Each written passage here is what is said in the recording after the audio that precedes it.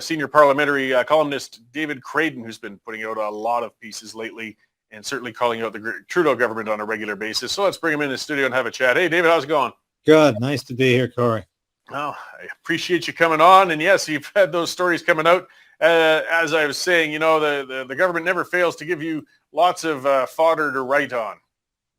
Always. This is I hope the last days of the Trudeau government. I always jokingly say that, but it never fails to amaze me how Trudeau is so self-absorbed in his politics. Also, I mean, the enemies lists and the way that they've weaponized legislation almost. Your most recent column, I mean, on how some civil servants, I mean, there's rules that where they can protest and how politicized they can be.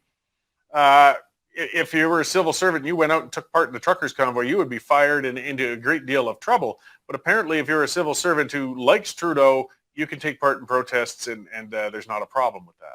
Yes, if you like Trudeau, you like Trudeau's policies. There's not really any political fallout for you or any judicial fallout, because if you happen to be protesting pipelines or you're a member of Black Lives Matter, which is a very violent group and has been violent towards the police and has incited violence towards the police, that's okay. I mean, Trudeau will show up at your protest and bow down and embrace your politics. And by doing so, he's saying, go ahead, participate, and you won't be affected by this.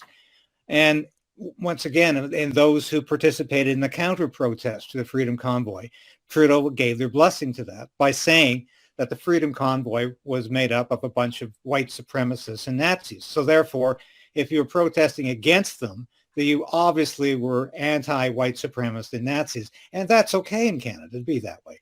But it's not okay to be part of the Freedom Convoy, because that's a fringe element. And they were dangerous. And the OPP said they were a source of danger to our national security.